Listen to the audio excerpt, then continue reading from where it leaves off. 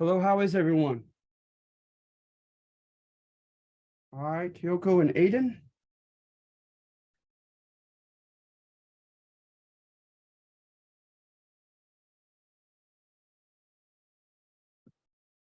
Good afternoon to you as well, Aiden. Thank you.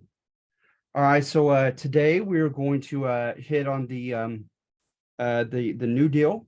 All right, and yeah, I want to apologize. I know it's easy to contend this without sincerity about your grading, but I've never been this far behind in grading. I've never waited this long to grade a lot of your stuff, and I apologize. I'm teaching two new classes at another school. Excuse or not, I mean, it is what it is. That's what I've been doing. I've been staying one class ahead of each of them as I was assigned the classes not even a month before the semester began. So at any rate, thank you so much for your patience, and I'm looking forward to giving extra credit to you, two, now three, that Jeremiah's here. All right, so let's see here.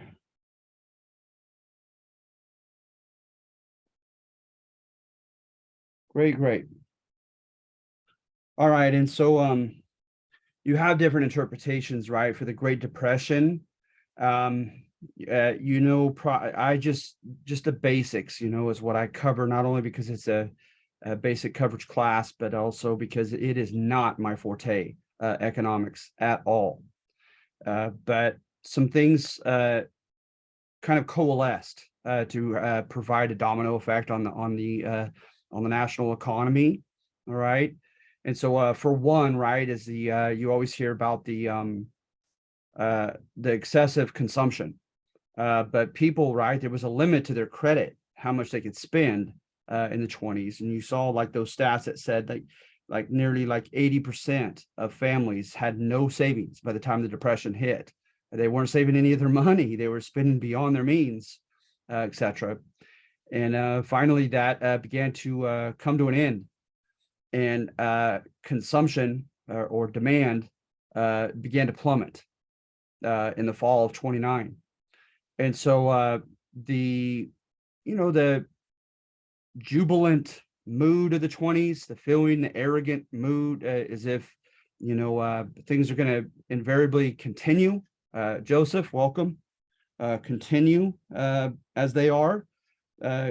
Encouraged a lot of producers, etc., not just producers, but to continue to produce a high quantity, right, a high supply of goods. And as they continue to, right, it's going to eventually create a very heavy imbalance of way too many goods and not enough people buying them. And so then they began you have the scare in the stock market, and that really set off things as well, right? To go jump to another thing is people were buying their stocks on margin, right, on credit, and just depending on the value of their stock to rise so they could pay back their loan for the stock purchase and still make profit. Well, that came to an end, right, for various reasons, and people panicked, and there was a mass buyout of especially the wealthy selling their stock, and the value thereof plummeting, and a lot of people who had bought on credit not able to pay their loan. And so banks took a big hit. Supposedly banks were very irresponsible and arrogant in their lending practices, and they learned a hard lesson here in the Great Depression. So banks were hit hard and began to close down. And then you had also the fact that the employers now are going to begin to lay off workers because they don't need them, because they have automobiles just stacked up, right, in their warehouses that are not being purchased. And so at any rate, they began to have the lay off their workers. So their workers now have even more diminished purchasing power to buy anything else out on the market. So they couldn't buy their groceries, they couldn't buy clothes, etc. So all types of retail businesses went out of business. And it all just kind of, like I said, it just kind of dominoed. Um, and then you had the farmers, and the farmers, right, were caught up in the culture of the day, and they were not allowing a third of their land to lay fallow, to just lay idle and replenish itself with soil wise for each given season. They were utilizing over 90% of their arable land in farming each harvest. And so it was exhausting the soil. And then right at the most inopportune time, where so many wheat farmers had disked their soil and put up the nitrogen rich stuff up at the top of the soil for planting season, a huge dust bowl came, as you guys might know. And so the dust bowl hit, and it took all the nice nutrient rich topsoil and blew billions of pounds of soil all the way to Canada. It was crazy. And so with the Dust Bowl, people that were on the Panhandle, especially Kansas, Oklahoma, the Panhandle of Texas, Nebraska, were hit especially hard by this natural phenomenon. And you could read about it. The sky just turned super dark. There was so much electricity that was generated in the air that birds were falling dead everywhere from electrocution. You had people that were getting so much dust inhalation into their lungs. They were given names for it and treating them at hospitals. They had to shut down schools. People were stuck into their homes. They had ropes, literally ropes to hold on to go out into their barn or outhouse, etc. It got crazy. And so a lot of these farmers, right, were cash crop farmers. They weren't subsistence farmers, just growing their own food. They were trying to make a buck because they were making good money in the 20s. And so now suddenly they have no crops, and they'd already taken out a loan for this successive crop because the previous crop harvests had gone so greatly for them. And so they had no idea that it was coming, and they took another risk, and this time it did not work. And so then unable to pay their debts, a lot of them had to give up their collateral, which included their homes, right? And so there were a lot of foreclosures on farms throughout the Midwest, etc. And then you had the Europeans. We tried desperately to sell what we did produce to Europe, and they put up tariff walls, big taxes, import taxes on our farm produce because we had done that to them.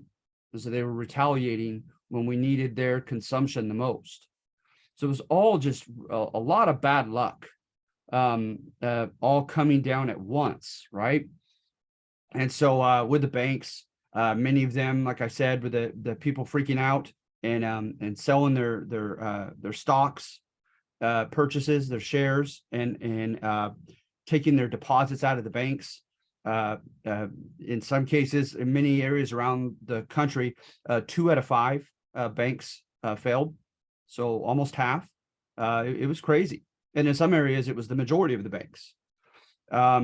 With blue-collar workers being laid off because of overproduction and underconsumption, not enough people buying or having the purchase power to buy what the people had produced or bought on retail. There was nothing they could do about that. Supposedly in Toledo, Ohio, spelt like Toledo, Spain, you had over 90% unemployment rate. That's just insane. The vast majority of citizens became unemployed. No source of income. So you had a lot of people go mobile, losing their homes, unable to pay rent, and kicked out. And so you had thousands of Americans living the proverbial hobo experience, getting on the trains. A lot of them moved west.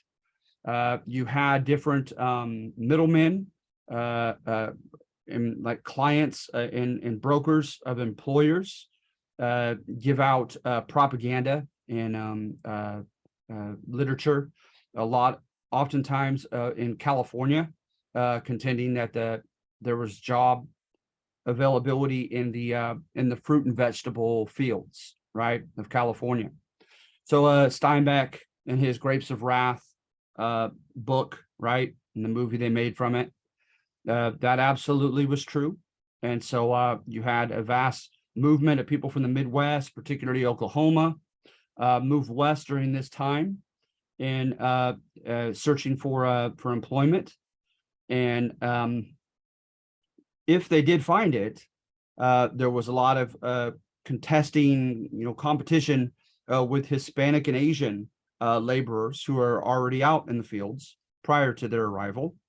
They put these, quote, Okies in their own shanty towns, and the conditions of them were awful. They exploited them as far as not paying them very well and making them work incredible hours, but it was nothing that the Hispanic and Asian laborers were not used to already. But to them, it was new, and it was lowly, it was degrading, and it was tough. And so you have that phenomenon going on. You had, unfortunately, a decent rate of suicide on the East Coast, people connected to banking jobs and stock market jobs, etc. And it was pretty nasty. It was pretty ugly. And oftentimes the last things that people got rid of were their vehicle and their radio, right? And a lot of people contended that there was a reason for that, that they wanted to have the ability of, one way or another, literal or metaphorical escape during this hard time of the Great Depression. So the guy who came in, it's very ironic, right? Herbert Hoover was a self-made man. He was a Midwestern guy himself, from blue-collar farmers stock.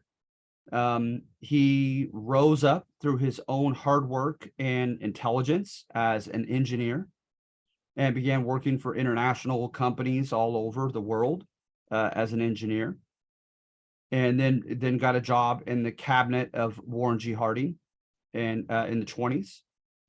And so at any rate, he just, like I said, despite that reality of his humble background and his rags to riches story, when he became president, he was depicted in the press as aloof, right? As too cool for everybody, unapproachable, unsympathetic to the plight of the common suffering American. They would catch him and take pictures at galas and other like banquets where he was eating a steak and had on a suit, a nice expensive suit, and was smoking a cigar. And so people, it did not work well as far as his public image and for his re-election prospects. So it's one of the bigger election to re-election turnarounds that I've ever read of in U.S. history. Here's an answer from an Alexa Answers. Sorry, Alexa's talking to me. I set her off. No, Alexa. You can always tell me. No, please stop, Alexa. So at any rate, he so the guy who comes in and beats him overwhelmingly, right, is Old Wealth. He's Old Wealth, blue blood, from New York, from Hyde Park, the wealthy of Hyde Park, and that's Franklin Delano Roosevelt. And so he was a distant cousin to Teddy or Theodore Roosevelt. So all branches of his family had wealth to boast of and to enjoy. He had, a very materially and financially speaking, he was at ease growing up. He didn't know financial woes, right? And so at any rate, how ironic that he comes in and people turn to him, to his personality, to his voice over the radio, to his smile on television, and etc. And so television coming up. But at any rate, he how did he do that? And we're going to get to that. And maybe I just will right now. Well, if you'll indulge me, okay, I'm going to skip to number 2 before I do number 1. Is that okay?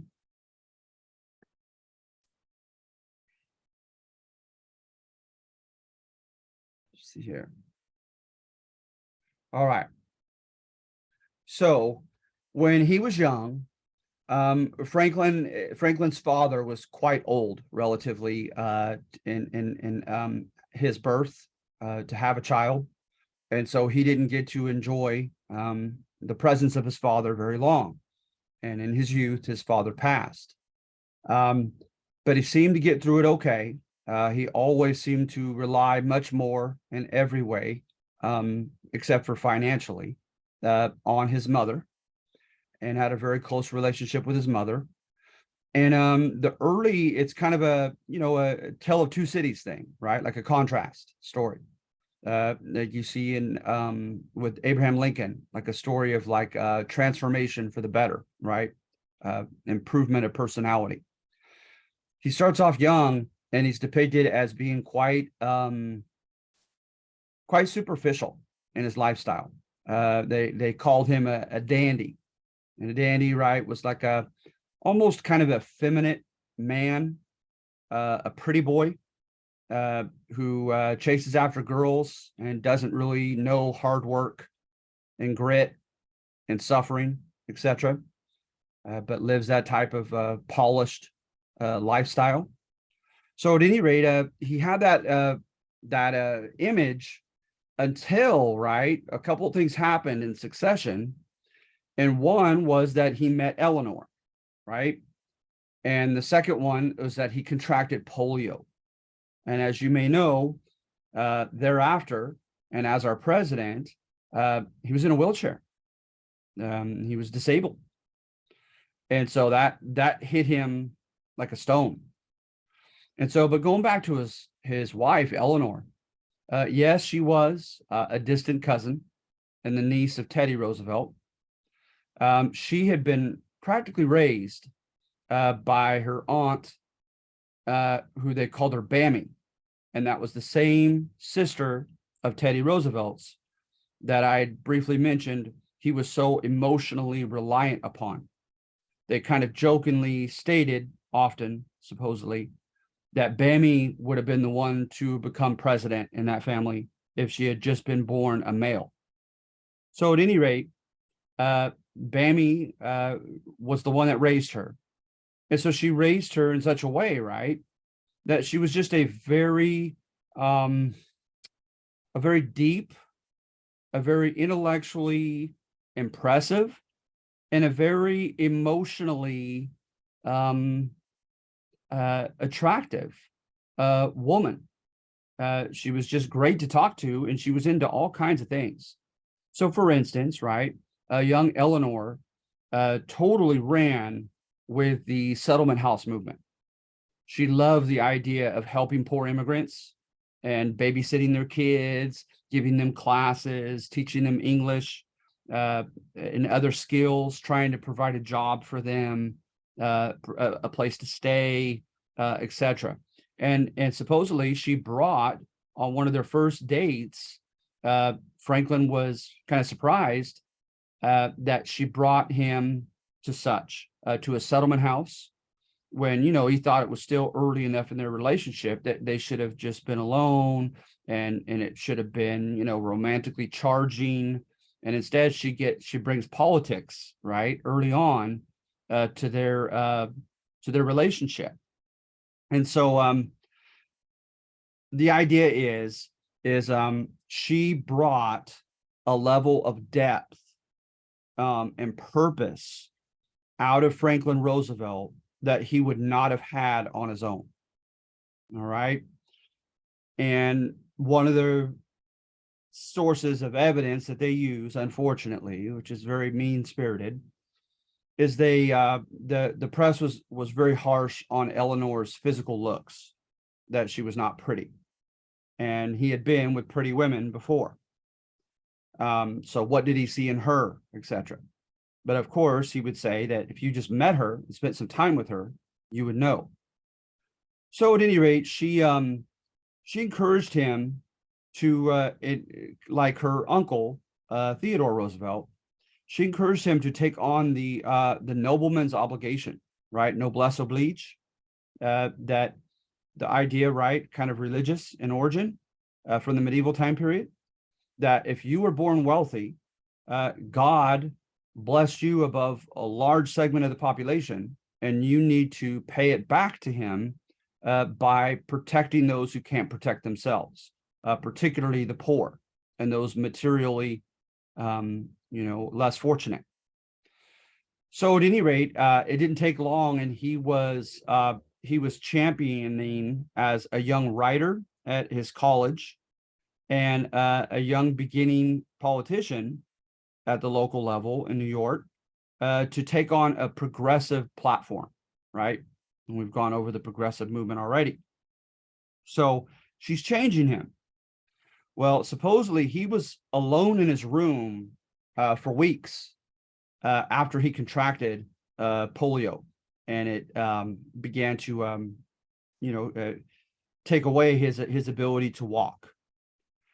And one morning, supposedly, he comes out of the room for breakfast, and he smiles at Eleanor, and he pretty much lets her know that, okay, I get it, this stinks, but I'm done with my self-pity. Let's move on. Let's see what we can do. And so from there, she said he didn't look back.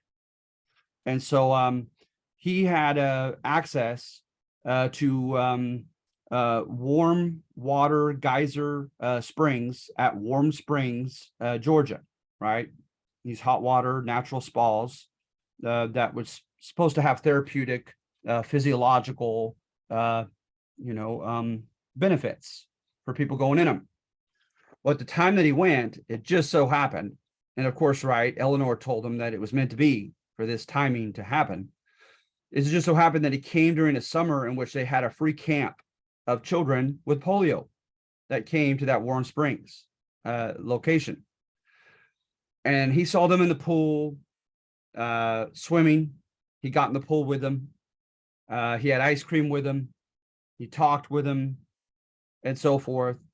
And he was so moved by their resilient spirit and their suffering that he bought Warm Springs with his mom's money, and made it free permanently for the kids with polio.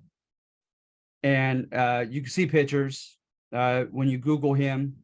Sometimes they'll even come up just from Googling simply his name. It was that kind of a iconic moment about and for and from him.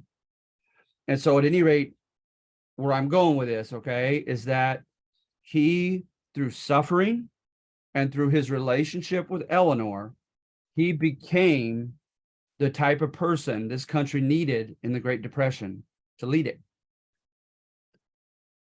So again, just one more kind of example is he'd go in and he'd say, hey, he would get to the radio, and he would say, hey guys, how are you doing today?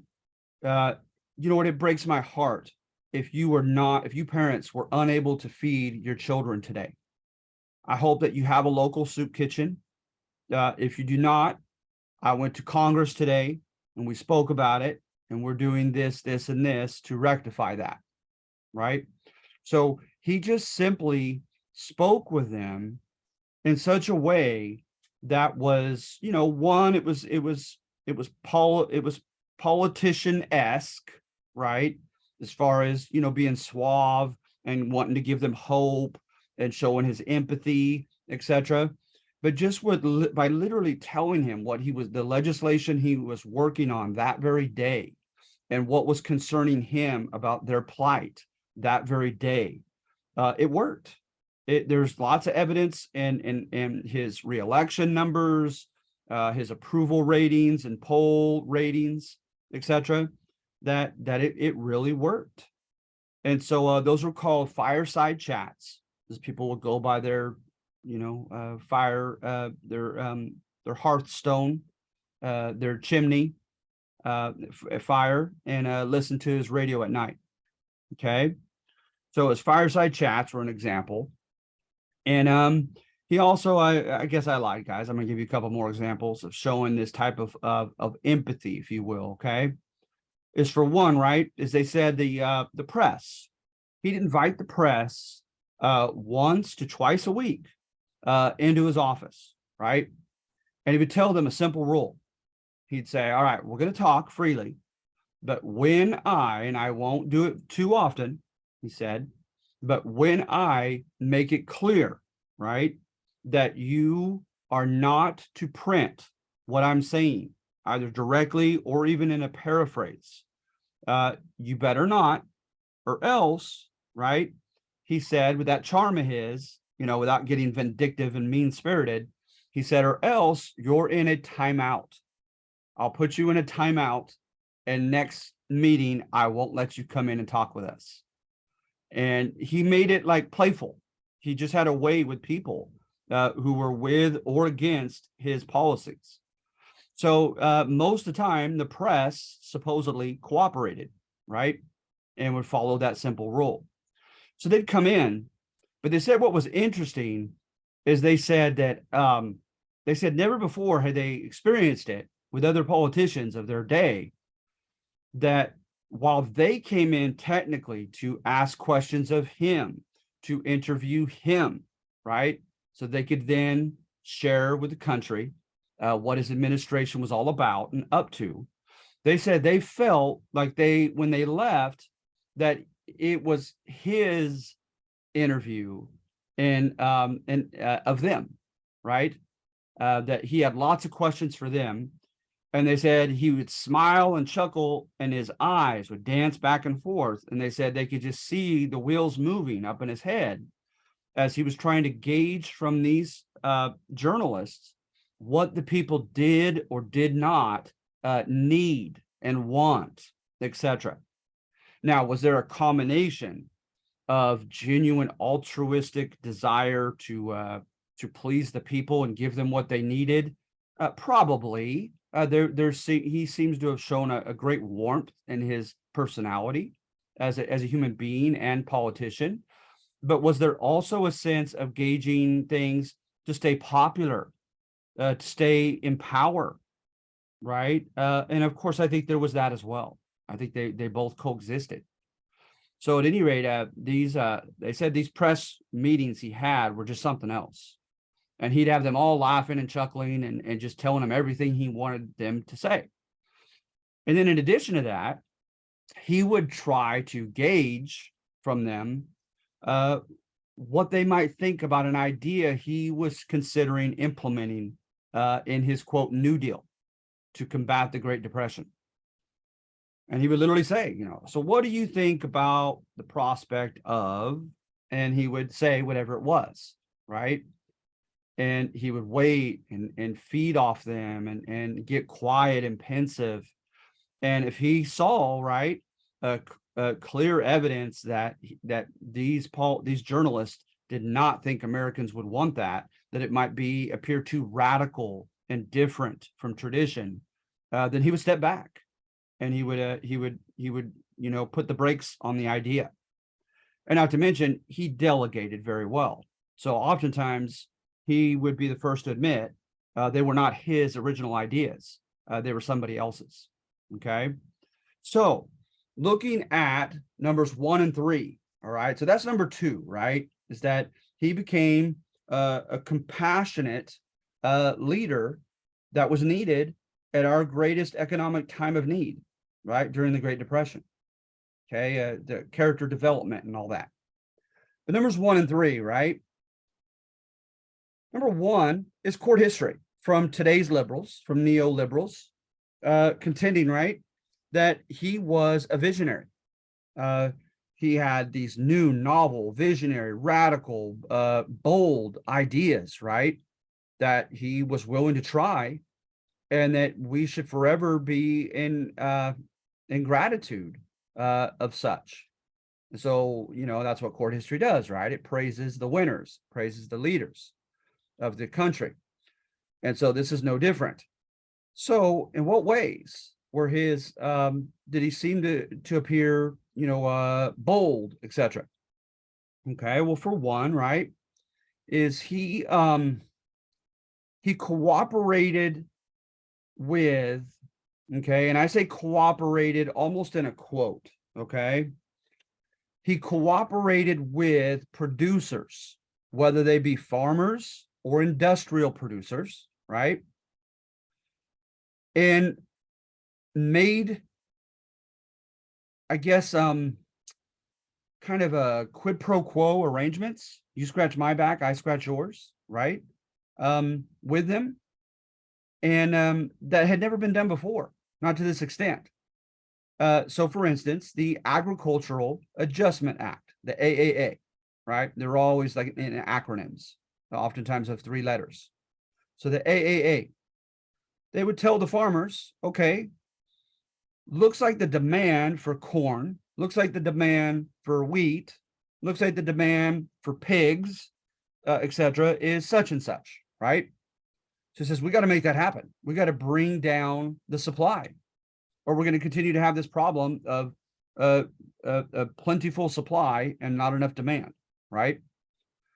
And so they say, well, how do we do that? He goes, well, we got to start talking. How many acres do you have? All right, well, why don't you cut down your acreage in half? How many farmers around you in your area, your region, that part of the state, are also raising pigs or harvesting wheat? All right, we'll get them here with us, and let's tell them we want them to cut down to only 20%, each of them, of what they were producing before, right? Well, again, how is he going to get them to do that? Is he gave them rewards, a system of rewards and punishments. Is he would subsidize them, right?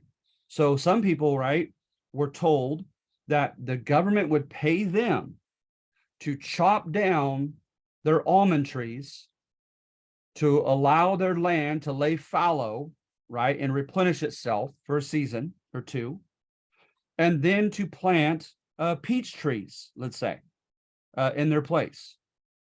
And they, once again, they would pay the farmer to do this. Okay. So it was pragmatic, it was practical, right? But the idea of the government paying people to switch crops, telling them how much they should produce of what commodity, what did that sound like? That sounded like, right, the two extremes of left and right in Europe. That sounded like fascist Germany, right? And it certainly sounded like the communist Soviet Union, okay, with its collectivization of agriculture program. So at any rate, he would do that, right, with these farmers. And the same thing with, it was called the NIRA, the National Industrial Recovery Act, the NIRA. He did that with the industrialists. And he'd tell them, okay, I want you down to this much, right, with your production. And I tell you what, if you go down to that level, we'll not only pay you, okay, but if we pay you, right, to keep you afloat, if we pay whatever is not bought, right, and the government was not willing to do this in the 20s before this, if we're willing to buy on parity, they said, and I don't understand that term, because to me, parity is being even. I don't know where that term comes from, but I just know that's the term they used, is whatever you don't sell in the market, we, the government, will purchase it from you. Okay, we'll purchase it on parity, but here's what you're going to do for us in return. You were going to hire back this many workers and tell them exactly how many workers they had as a minimum to hire back, right? And you're going to pay them at least this much an hour. So now we're talking about a national minimum wage which was not the case yet, right? Until now, finally. And so you're going to pay them a minimum wage, right? If they get hurt, you're going to pay workers' comp, right? And pay them while they're injured, if they get injured at your workplace, okay? And you're going to create an account, a stipend, right, for their retirement, okay? And so this collectively was passed by Congress after the NIRA was already passed, and the Wagner Act was already established. No, that's what it was called. Actually, it was the Wagner Act, or Wagner, Wagner, finally giving that, they called it the blanket code, given everything that covers the worker. Okay. So just think about that. He's not making these employers do this, right? So it's not coercion like you find in the Soviet Union, but he's using rewards and punishments, etc., right? Because, of course, by the way, if they don't provide the blanket code to their workers, he will not purchase their stuff on parity, which alone will keep them afloat in tough times, right? And he said also he could take it easy on them, or he could be harsher on them with their taxes. So Franklin Roosevelt sometimes was willing to flex his muscles, right? To flex on some of these employers, to make them cooperate with him, for everybody, supposedly. Okay. Then also, so this just wasn't done before, okay? And then another one, of course, that you're probably familiar with, I think it's the most, it stands out the most salient aspect of the New Deal is work relief, right? Is he provided a direct job, okay, to millions of Americans at one time. Okay. So imagine that. Because what do governments do, even at the local level, much less federal, central government level, is they hire independent private contractors, right? And they pay them, and then the contractors hire whom they want. But this time, the government is just directly employing, it's the direct boss, Washington, D.C., of millions of American men and women. And that was unheard of. And it kind of has been unheard of since. And so at any rate, right, the WPA, the Works Progress Administration, at any given time, it was the biggest. It had 2.5 million Americans working for it. And with the WPA, they went out of their way to give a job to people from a myriad of backgrounds and with a myriad of skills. So, for instance, some people were hired to act, to paint and draw art and murals. They even had an historian thing where they'd go down into the South. They started off by going out into the South and interviewing African Americans who were the last generation alive to have experienced slavery as children, and get literally write history from it. They just all kinds of tasks they created for Americans to get paid from the federal government directly, right? To do their thing. The CCC, the Civilian Conservation Corps, okay? This one, they connected to their armed forces, even though it was not, they were not liable at that time. They were not drafted to into the armed forces themselves. It was like an auxiliary, adjunct department on the side. But the young unmarried men, most of them, right? They wore a military-like uniform. They woke up at reveille and with a horn and did like the flag salute. They ate 3 meals a day, and they planted trees. They did agricultural work. They did infrastructure work, paving roads, etc. Okay, the CCC. But get this, because they had their meals met and their clothing provided to them, and because they were young men, okay, they were only allowed to keep a third of their weekly salary. Okay, the other 2/3 went back to their parents and their families. Okay, so what this is, right, is he was the first president to follow his administration, to follow the advice and the writings of an economist of their time period who was deemed to be radical. And his name was John Maynard Keynes, Keynes. Okay. And so this is called, named after him, Keynesian or Keynesian economics, named after John Maynard Keynes. And what do they contend, right? Is to them, the health of an economy, right? The economic health of a country, of a society, is dependent largely upon the purchasing power of the common individual. Okay? That if you want to have a healthy and economically healthy society, the first thing that needs to happen is the average person needs to have extra money to be able and willing to go spend. Okay?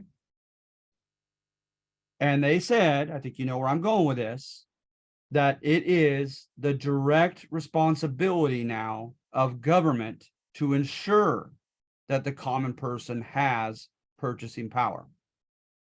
So that was the philosophy beneath directly giving a job to the American people, was to put money in their pocket, because with all the businesses that were failing, right, they could prop them all up now. They could go into town and purchase food, right, clothing, whatever, even non-necessary stuff, and get all the businesses back up. And it's supposed to have like a positive domino effect. Okay. So notice those things, right, are considered to be radical for his time period.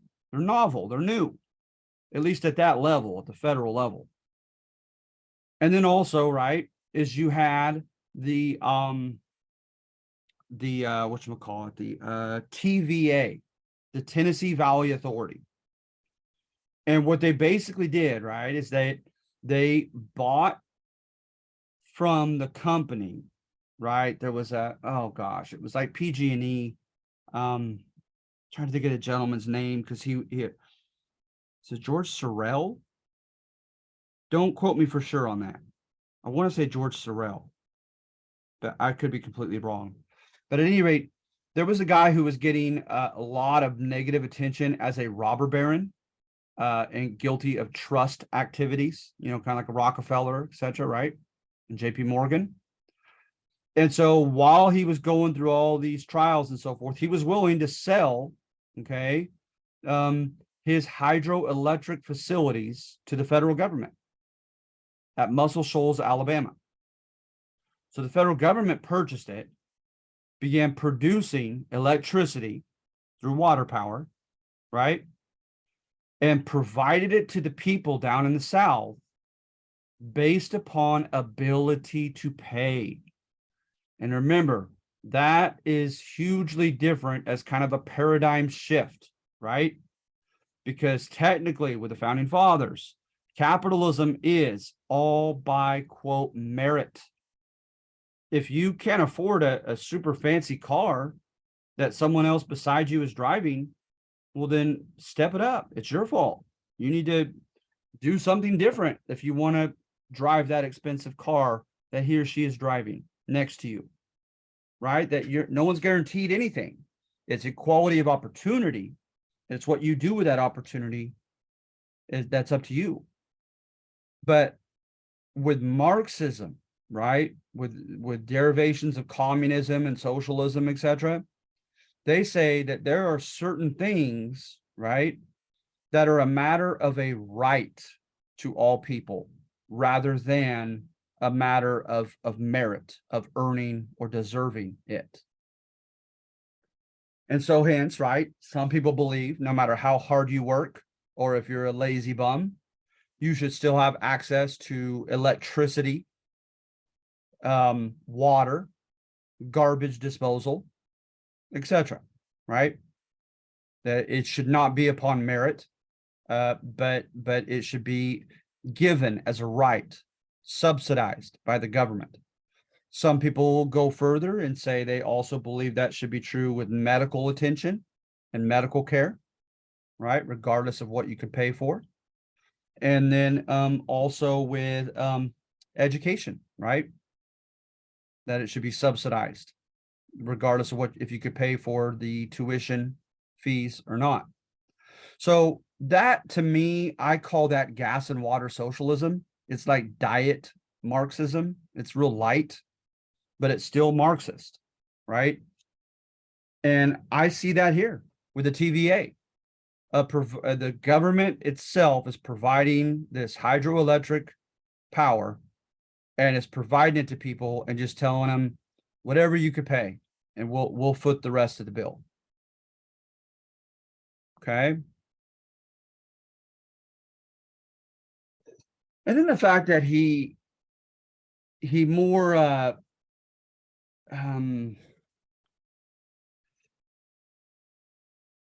he more strictly policed the stock market.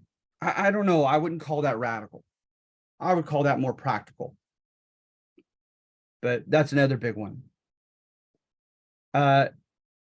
He paid banks, subsidized banks, and gave them rewards, obviously, if they were willing to give one more shot to the previous tenants of their farms that they had taken over, right, as collateral for failure to pay their debt,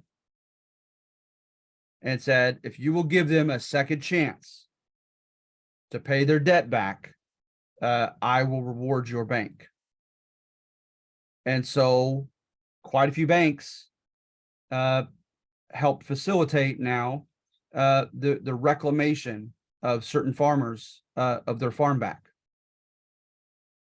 And he did that.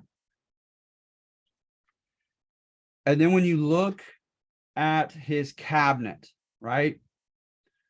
His official cabinet, you guys, is not very radical in choice. When you look at one person after another, they just weren't. They weren't that far to the left or right on the political spectrum. But what he did that was interesting is he had an unofficial cabinet, right? He had buddies from college, from Harvard, that were very bright, and he would have introduced them to the official cabinet members. The official cabinet members were to tell the unofficial counterparts what their idea presently was and how to get out of a certain problem of their depression, right? To which the unofficial usually gave a much more radical or novel idea. So many times, supposedly, in the books, the official is almost frightened by what the unofficial gentleman stated. He goes to Roosevelt, and they said very often Roosevelt would simply chuckle and tell them they must deal with each other until they could come up with something collectively together that both of them can stomach. All right. Then when they had come up with that which they had met in the middle, let's say, he would ask the press members in his press conferences what they thought about that idea, that tactic, etc. and try to gauge what the people might think of it. So because those unofficial leaders were a bit radical, right? Like Rex Tugwell, okay, his buddy. Rex Tugwell, by the way, went aboard the USS Roosevelt to Europe during the Depression to see how they were combating it. And he wrote well of the Soviet Union, of communist Soviet Union, right? And bragged about their collectivization of agriculture program. So it was Wallace, the official guy, who gave forth the Agricultural Adjustment Act, telling farmers what to farm, how much, etc., right? But Rex Tugwell was behind the scenes. So with number one, right, Franklin Roosevelt was a bold visionary who brought us to a whole new way of seeing things, whole new paradigm. Okay. And I gave you such reasons why. And then number three, by Leuchtenberg, he says he was just a typical pragmatic politician. Because remember, pragmatic, you don't care about what's morally right or wrong. You don't care about what's left or right on the political spectrum. All you care about is what will bring a practical, beneficial result. So he says, right, when he looks at Roosevelt's campaign the first time in 32, he says this guy was all over the place. To one crowd, he said he was going to cut spending even more than the Republicans before him were doing. And then to another one, he suggested that he might use a novel manner of spending federal money, right? And he said he was just ideologically all over the place. Another one, he said he would stay on the gold standard, keep the dollar on the gold standard and spend responsibly. And then the others, he hinted that he might take it off the gold standard and just print money. So, you know, where was this guy, right? Well, some people would think by that information that he was just being a typical politician. He was saying whatever he thought that particular crowd wanted to hear, and he was hiding what he had in mind, right? Especially if it was considered radical by his generation, that he thought maybe it was too much for them to take hearing it. So he was just going to surprise them with it, right? And just sound more conservative in his campaign. But to Leuchtenberg, right, he looks at that same information and says, no, I think he genuinely didn't even know where he himself stood as a politician, that he was just improvising as he went along. He notes, right, that when he had a newspaper at Harvard, he rarely wrote about things that were like radical or controversial, and the fact that he tried to stay away from them. All throughout Prohibition, he wouldn't touch it as far as his quotes to anybody, as far as whether he was for or against prohibition of alcohol. He says that he just valued the intelligence of his friends from Harvard, that it didn't matter to him if they were left or right. He just trusted that they were smarter than he was, and he wanted their help.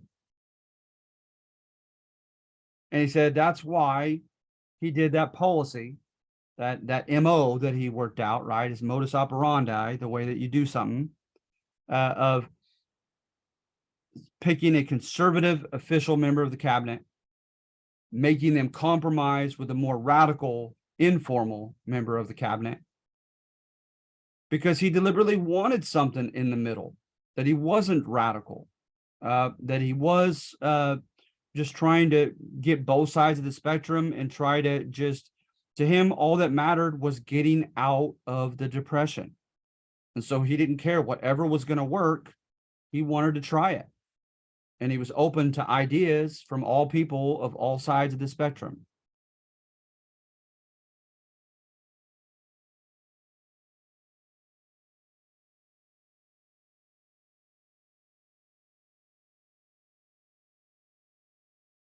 And another thing, right, is a couple things that in his book to show that he was not that radically to the left, right?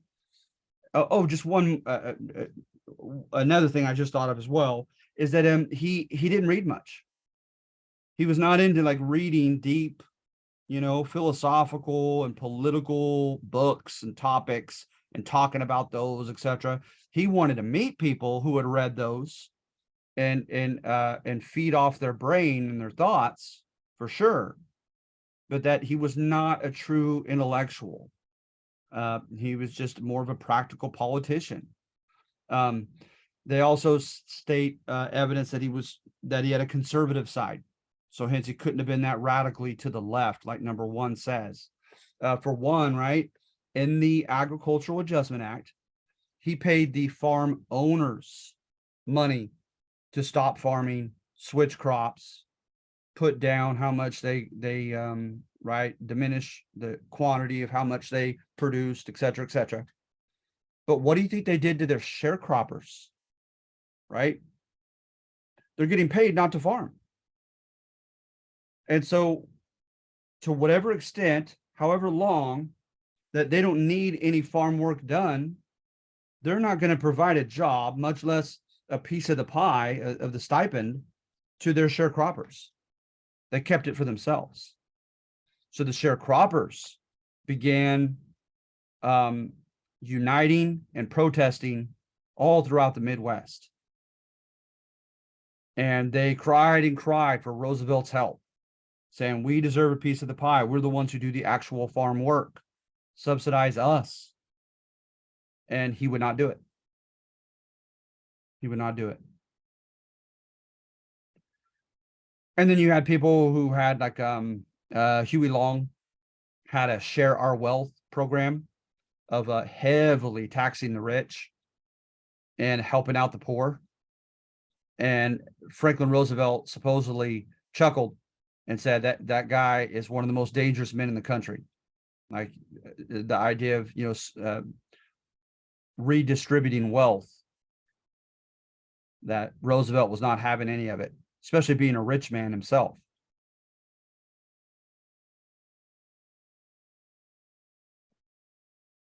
And then the idea of Social Security, he took from the socialist movement here in California that was pushing forward here in California for workers to be provided Social Security by the state, right?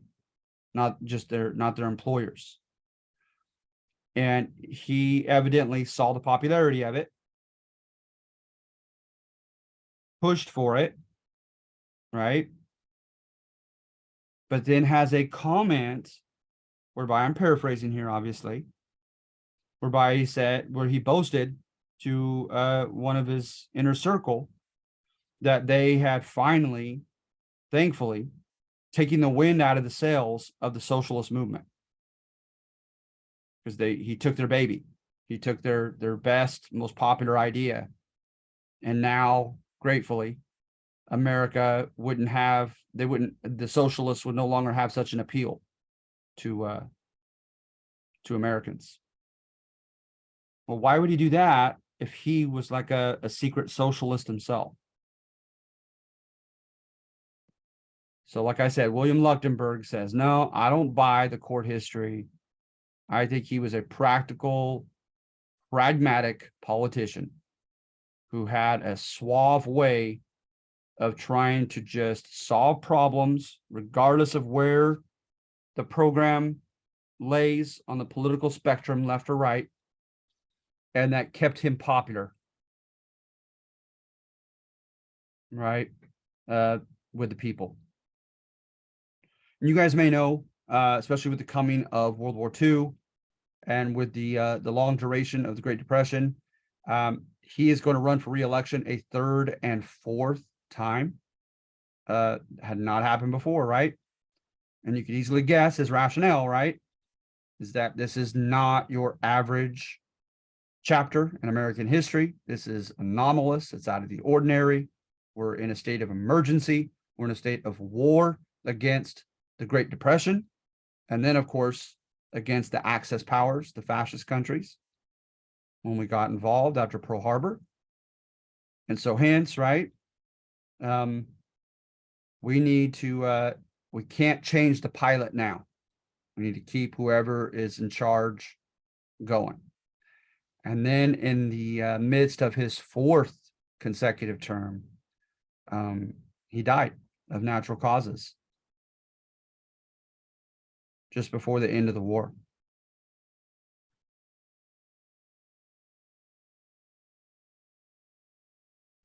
Okay, number 4 is an example, okay, guys, that I put these together with tongue in cheek. All right, you know that expression means, right? Where you're halfway joking. Okay. I don't really personally adhere to it, but I just thought it was thought-provoking, interesting, and so therefore I put it in there. It's a conspiracy theory that Franklin Roosevelt wanted and allowed and invited, did nothing to stop the Japanese attack on Pearl Harbor, so that we would rally for war and help England out before it was too late. All right. So again, I definitely think some things are interesting enough to be thought-provoking and make you wonder. But I personally, subjectively, as just a human being outside your teacher, do not really adhere to it. But see what you think. Take a look at number 4 and see what I put together as far as the accusation of such. Okay.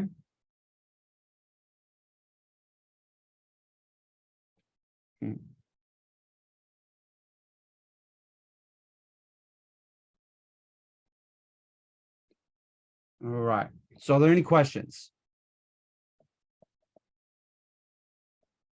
No, sir. Okay. Let me get Thomas's name down.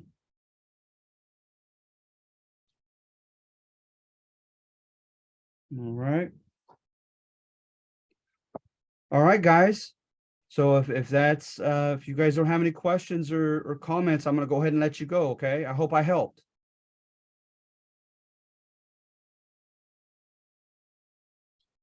Okay, thank you. All right. Thank you, Joseph. As always. Bye. All right. See you guys later. Okay.